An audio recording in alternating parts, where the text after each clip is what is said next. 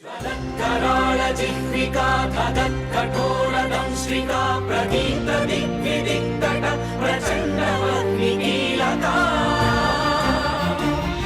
नटःसहस्रशतसहस्रकोटिकोटिकेसरं नमो नमः।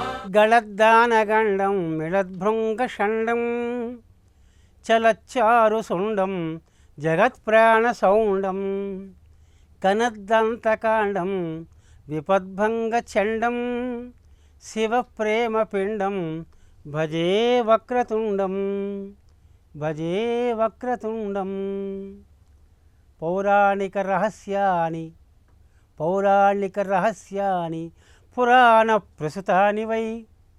पुराणप्रसुतानि वै व्यासादिमुनिरुक्तानि श्रूयन्ताम्भो महाशयाः। ETV life ఆధ్యాత్మిక channel తమసోమా జ్యోతిర్గమయ పురాణ రహస్యములు అనేటువంటి కార్యక్రమానికి స్వాగతం.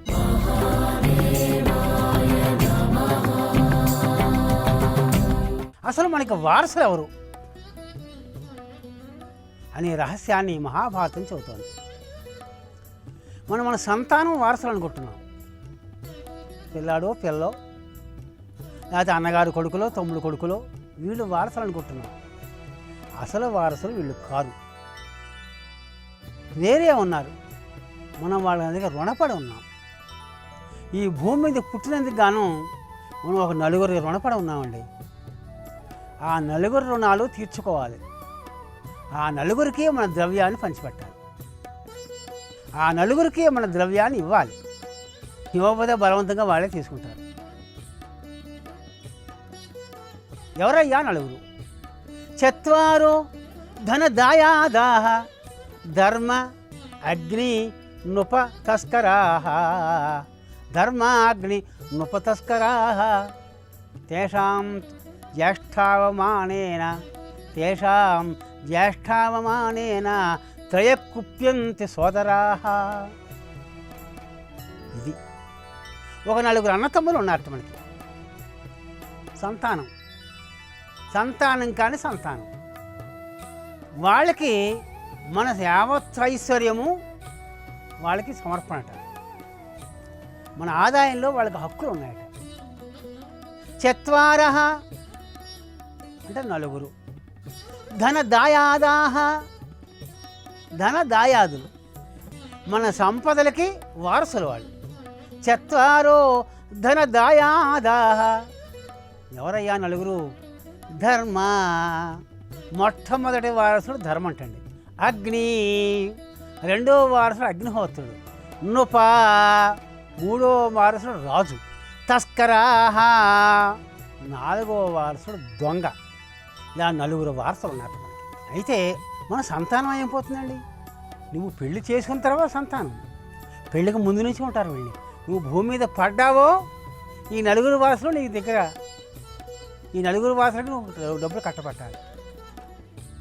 ఎవరు అందులో మొట్టమొదటి వారసులు ఎవరండి? ధర్ముడు మనకి పెద్ద వారసొట్టండి. ధర్ముడు అంటే నలుగురు కొడుకుల్లో ధర్ముడు మొదటి కొడుకుట. అగ్నిహోత్ర రెండో కొడుకుట. నృప, దేశాన్ని పాలించే ప్రభు.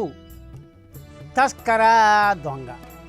ఈ నలుగురు అన్నతమ్ములు. పైగా మన సంతానం, భూమి మీద పడిన వాళ్ళకి సంతానం ఇది.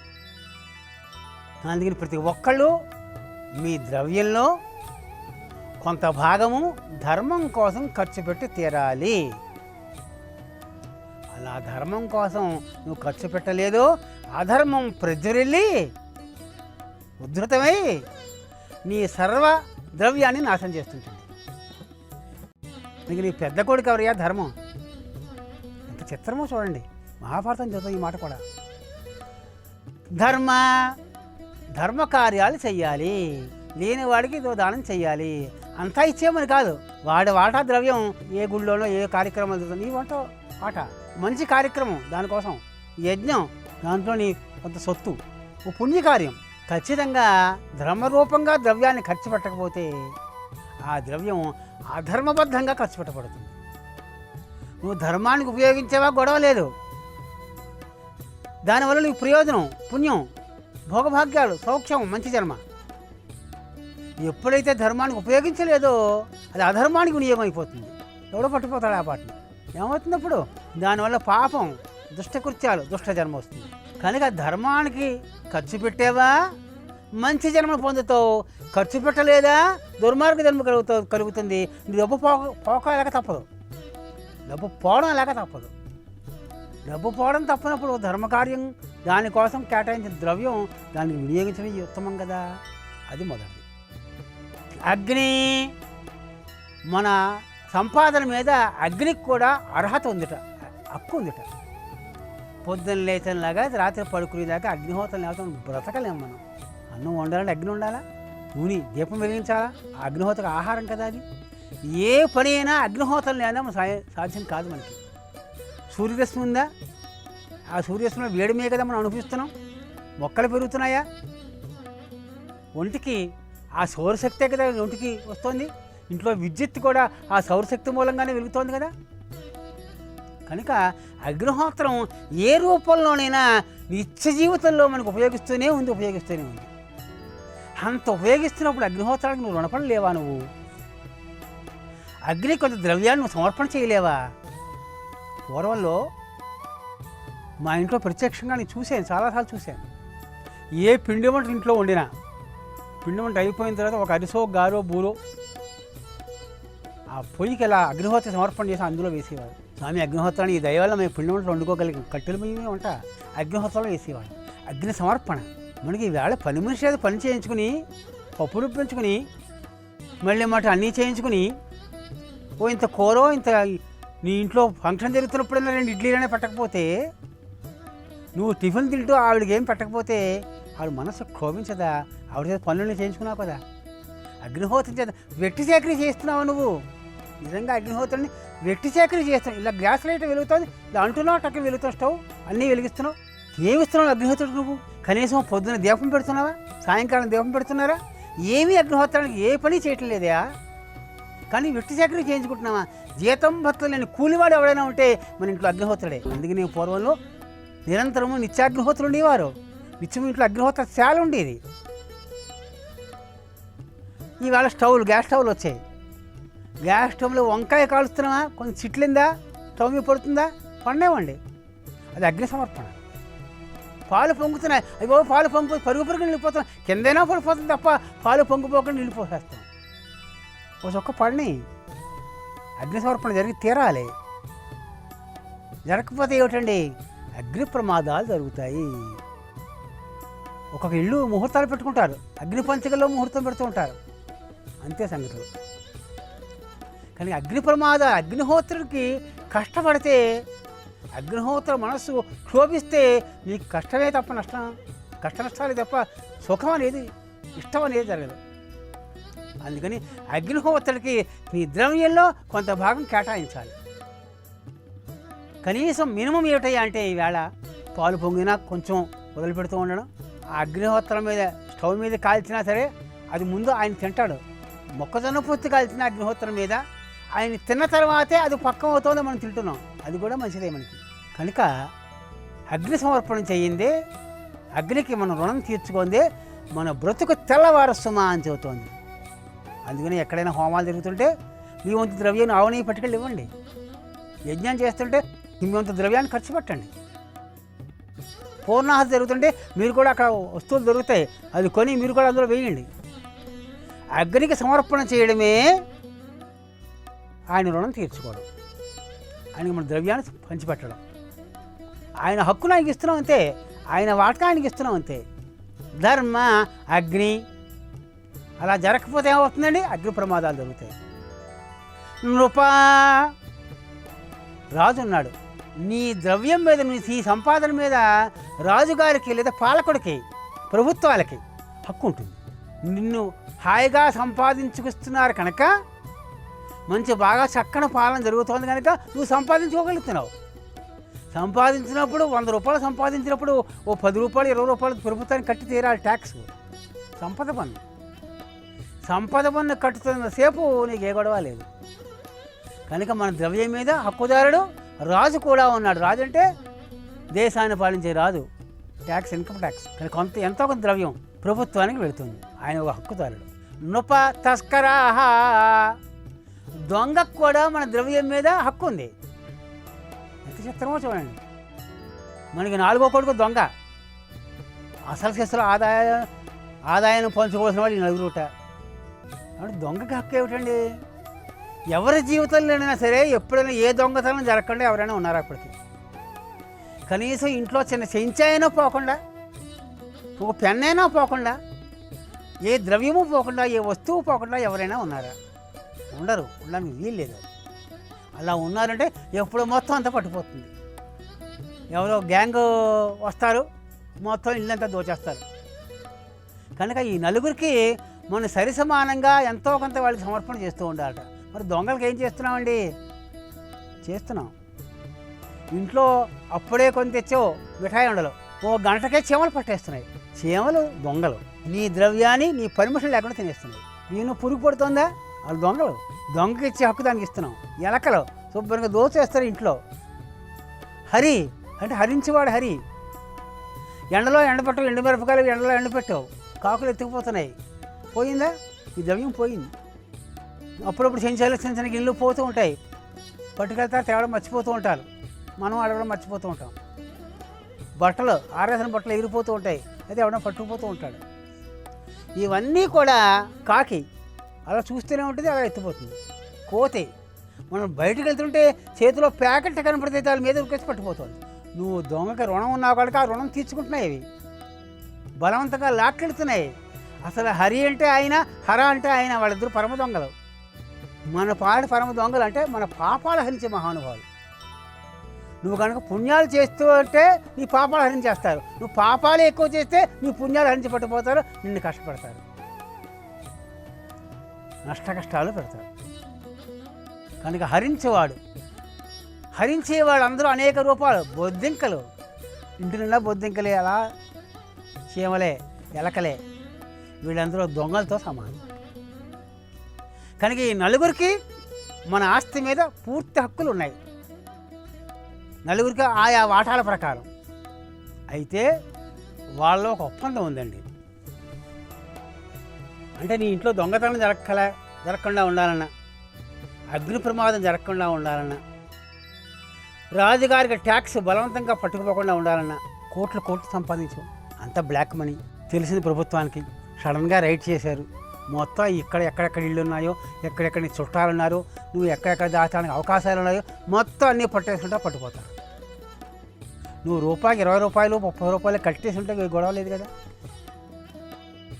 సంపద పన్ను శాస్త్రం ప్రకారం, ప్రభుత్వం చెప్పిన ప్రకారం కడితే నీకు ఈ గొడవ ఏమొస్తుంది? కాదు కదా. కనుక నువ్వు కట్టకుండా ఎక్కొట్టేంత మాత్రం చేత నువ్వు కొలకొద్దు. ఇదంతా వడ్డీతో సహా లెక్క పెట్టవలసి వస్తుంది, ఇచ్చేవలసి వస్తుంది. ఈ నలుగురిలో ఒక ఒప్పందం ఉంది. తేషాం జ్యేష్ఠావమానేన త్రయకుప్యంతి సోదరాః. నువ్వు మాకు దొంగలుగా మాకు ఇవ్వక్కర్లేదయ్యా, నువ్వు రాజుకు కూడా పన్ను కట్టక్కర్లేదయ్యా, అగ్నిహోత్రానికి కూడా నువ్వు ఏ సేవ చేయకపోయినా పర్వాలేదు, నువ్వు ధర్మానికి చేస్తే ఈ ముగ్గురికి ఇవ్వాల్సిన డబ్బు కూడా నువ్వు ధర్మకార్యాలకి వినియోగిస్తేట వీళ్ళెవరూ నీ జోలికి రావట్ండి, ఎవరు నీ జోలికి రావట్లేదు. అగ్నిహోత్రుడు నిన్నేం కోపగించట, నీ పని చేస్తాడు, నీకు వెట్టి చాకరీ చేస్తాడు, ఈ స్టవ్ వెలుగుతూనే ఉంటుంది, ఎంతమందికైనా భోజనాలు పెడుతూనే ఉంటావు. నువ్వు రాజు, నీ దగ్గర ఎంత డబ్బున్నా నీ జోలికి రాడు. ఎందుకని? నువ్వు ధర్మకార్యాలు చేస్తున్నావు, ప్రభుత్వాలు కూడా సహకారం చేస్తున్నావు నువ్వు కొన్ని విషయాల్లో. దొంగ, నువ్వు ధర్మకార్యాలు చేస్తూ ఉంటేట ఈ మిగతా ముగ్గురు తమ్ములు మా అన్నగారికి చేస్తే చాలు, మాకు అక్కలు అలా కూర్చుంటారట, వాళ్ళు ఏం మాట్లాడట. ధర్మరాజు మాట ఎప్పుడూ భీముడు, అర్జునుడు, నకులు, సహదేవుడు చెబతాటలేదు. ఆయన గౌరవిస్తే మాకు ఇచ్చినట్లే, ఆయన ఇవ్వకపోతే మాకు ఇచ్చినా ఇవ్వకపోయినట్లే అని. తేషాం ఆ నలుగురిలో జ్యేష్ఠ అవమానేన, జ్యేష్ఠుడు ఎవరయ్యా? ధర్ముడు. అతనికి కనుక అవమానం జరిగితే త్రయః, మిగతా ముగ్గురు ఎవరు? అగ్ని, నృప, తస్కర. త్రయః కుప్యంతి, మహాకోపం తెచ్చుకొని సర్వనాశనం చేస్తాడు, ఒకేసారి విజృంభిస్తాడు. కనుక చత్వారః ధనదాయాదాః, మన ఆస్తి మీద నలుగురికి హక్కులు ఉన్నాయి. ఎప్పుడైనా నీ పెన్ను పోయిందనుకో, పోతే పోనీ దరిద్రం వల్లింది, ఓ పెన్నుతో వదిలిపోయిందనుకో, పని మనిషి ఏదైనా ఒకవేళ పట్టుకుపోయిందనుకో, ఏ గిన్నెనా, అమ్మయ్య ఆ గిన్నె కూడా పట్టుకెళ్ళి ఇంటికి దెబ్బలాడి లాక్కొచ్చేవంటే రేపు పొద్దున ఏ గ్యాంగ్ ముఠా వచ్చేస్తుంది, దొంగల ముఠా వస్తుంది, మొత్తం ఇల్లంతా వచ్చేస్తుంది. లేదా ఏ బ్యాంకులో వేస్తావు, ఆ బ్యాంక్ ఎత్తేస్తాడు వాడు. ఏదో విధంగా నీ డబ్బు పోవాలి పోవాలి పోవాలి. నువ్వు 100 రూపాయల్లో కనీసం 10 రూపాయలైనా పోవాలి. అదే దానం చేసుకున్నావు అనుకో, అయ్యో పుణ్యం వస్తుంది, దొంగతనంగా పోదు, వచ్చే జన్మ మంచి జన్మ కలుగుతుంది. కనుక నీ శాస్త్రం చెప్పినట్లుగా ఈ నలుగురికి నీ ద్రవ్యంలో కొంత భాగం ఖర్చు పెట్టావా, నీ ద్రవ్యం సాధుగా నీ దగ్గరే ఉంటుంది, భద్రంగా ఉంటుంది, నీకు పుణ్యాలు తెస్తుంది, నీకు వచ్చే జన్మలో మన సౌఖ్యాన్ని ఇస్తుంది. నువ్వు దాచేసి మూట కట్టేసి ఏమీ ఖర్చు పెట్టకుండా లోభిలా నువ్వు వాడకుండా ఉన్నావా, ఈ డబ్బు పోతుంది, నీకు పాపాలు వస్తాయి, నీకు దుష్టజనములు కలుగుతుంది. కనుక తెలివైన వాడు ఎప్పుడు కూడా ధర్మ కార్యాలు ధర్మం ధర్మం ధర్మం ధరతీతి ధర్మ అన్నారు. ధరతి ఏమిటి ధరతి? నువ్వు చేసిన దానాల తాలూకు ఫలితాన్ని అది ధరించి నీకు అవసరమైనప్పుడు ఇస్తుంది. మన కూడా వచ్చే ధర్మం ఇంకేది రాదు. నువ్వు చనిపోయిన తర్వాత నీ కూడా వచ్చేది ఏమిటో నువ్వు చేసిన ధర్మం, అదే పుణ్యం, అదే నీకు వచ్చే అన్ని అవకాశాలు ఇస్తుంది. నువ్వు ఏమి నిలిపేస్తే వెళ్ళావా, అన్ని పాపాలే ఉన్నాయా, పుణ్యాలు లేవా, నువ్వు ఏ విధంగా నువ్వు సుఖపడే యోగ్యత లేదు నీకు అని శాస్త్రం చెబుతున్న మాటలుగా అనేక పురాణాలు ధర్మానికి మొట్టమొదటి ప్రతిష్ఠ చేయమన్నారు. ఈ ధర్మం 8 రకాలుగా చెబుతోంది శాస్త్రం. ధర్మం చెయ్యాలి, ధర్మం చేయాలి, బాగానే. ఏమిటంటే ధర్మం ఏం చేయాలండి అని అందరికీ సందేహం కలుగుతుంది. ధర్మం చేస్తే చాలు, మిగతా 3 చేయకపోయినా పర్వాలేదని చెబుతున్నాం కదా. ఏమిటి ధర్మం అంటే విద్యా అధ్యయన దానాని తపః సత్యం ధృతి క్షమా అలోభైతి మార్గోయం ధర్మశ్చ అష్టవిధః స్మృతః. ధర్మః అష్టవిధః స్మృతః. ధర్మము 8 రకాలుగా చెప్పబడింది. ఈ 8 రకాల నిష్ఠాసిన ధర్మం. విద్యా మొట్టమొదటి ధర్మం ఏమిటో యాగం. యజ్ఞం చేయాలంటే కోట్ల రూపాయలు ఖర్చు. యజ్ఞం అంటే కేవలం ఆ ఒక్కటి యజ్ఞమే కాదు, వాగ్దానం కూడా యజ్ఞమే, వాక్కులు దానం చేయడం కూడా యజ్ఞమే. కనుక ఎవరికైనా నేను ప్రతిజ్ఞ పెట్టాను, నా ఇంటికి 12 గంటల సమయంలో నేను భోజనానికి ముందు ఎవరైతే వస్తారో వాళ్ళకి అందరికీ కడుపులో భోజనం పెట్టి నేను భోజనం చేస్తాను. అదిగో అన్నదాన యజ్ఞం అది. ఇలాగా యజ్ఞం అనేక రకాలు. అధ్యయన, వేదాన్ని అధ్యయనం చేయడం, ఉపనిషత్తులు తెలుసుకోవడం, పురాణ రహస్యాలు తెలుసుకోవడం, ఇవన్నీ కూడా అధ్యయనంలోకి వచ్చే ధర్మం అది. దానాని, లేనివాడికి ధనం, ద్రవ్యం, బట్టలు, ఆహారం మున్నగినవన్నీ ఇవ్వడం, అది కూడా ఒక ధర్మం. విద్య అధ్యయన దానాని తపః, తపస్సు చేయడం. ఏది నీ దగ్గర డబ్బు లేదండి, డబ్బు ఉంటే కదా దానం చేయడం. పోనీ శ్రమ పడితే కూడా దానమే, ఆ శ్రమపడే ఓపు కూడా నీ దగ్గర లేదు, ఏమీ చేయలేవు, ఎవరికి సహాయం చేయలేవు. హాయిగా కూర్చుని ఆ మనస్సులో ఆ పరమాత్మను ధ్యానం చేసుకోవడం, తపస్సు చేసుకోవడం, అది కూడా ధర్మమే. లేనివాడికి ఉన్నవాడికి కూడా ధర్మాలు చెప్పిందండి శాస్త్రము. విద్య అధ్యయన దానాని తపః, అక్కడ 4. 5వది సత్యం. ఏమీ అక్కర్లేదు, నిజం మాట్లాడలేవా, నిజం మాట్లాడితే కూడా ధర్మం. ధర్మంలో ఒక రకం, అదే శాస్త్రమైన ధర్మం. మళ్ళీ మాట్లాడితే ఒక్కరోజు నిజం మాట్లాడితే మన పని తెలిసిపోతుంది. మనం నిజం మాట్లాడమే అసంభవం, అబద్ధాలు మాట్లాడమే మన నిజం అయిపోయింది కాదు. కేవలం సత్యమే మాట్లాడతాను, ఎన్ని కష్టాలు వచ్చినా నిజమే మాట్లాడతానంటే అది కూడా ఒక దీక్ష, అది ఒక యజ్ఞం. అది సత్యహరిశ్చంద్రుడు ఆ యజ్ఞం చేసి సఫలీకృతుడయ్యాడు, చాలా కష్టపడ్డాడు, పడ్డాడు. సత్యం ధృతి, అదండి. దీనికి నువ్వు ఏం ఖర్చు పెట్టక్కర్లేదు, 1 రూపాయి ఖర్చు పెట్టక్కర్లేదు, ఏం కష్టపడక్కర్లేదు. ఎంత కష్ట పరిస్థితి వచ్చినా నువ్వు భయపడిపోకుండా ధైర్యంగా నిలబడి ఉండు. ధృతి పక్కవాడికి ధైర్యం చెప్పు ఆపదలో. వాడు కృంగిపోతున్నాడు, ఏం పర్వాలేదురా, ఇలా చాలామంది జరిగిందిరా, నువ్వు సక్సెస్ అవుతావురా. నువ్వు ధైర్యం వహించడం, ఎదురు వాళ్ళకి ధైర్యం చెప్పడం. క్షమా, ఓర్పు కలిగి ఉండడం. అలోభ, దేనికి చేయి చెప్పకుండా ఉండడం. ఎంత ఉన్నా ఇంకా కావాలి, ఇంకా కావాలి, ఇంకా కావాలి. 8 ధర్మాలు కనుక ఈ ధర్మానికి మనం పెద్దపీట వేస్తే మనకి లోకంలో అసాధ్యం అనేది ఉండదు. మన సంపదలు ఖచ్చితంగా సద్వినియోగాలు అవుతాయి. మనకి మంచి మంచి జన్మలు కూడా మంచి సౌభాగ్యాలు కలుగుతాయి, మంచి ఆరోగ్యం కలుగుతుంది, మంచి సౌఖ్యాలు కలుగుతాయని చెబుతోంది ఈ పురాణ రహస్యం. స్వస్తి. ఈ కార్యక్రమాన్ని తిరిగి చూడాలనుకుంటే www.youtube.com/@ETV Life Spiritual లో చూడవచ్చు. कराळ जिह्विका कठोरदंश्रिका प्रदीप्त दिग्विदिक्तट प्रचण्डवह्निकीलका नटः सहस्रशतसहस्रकोटिकोटिकेसर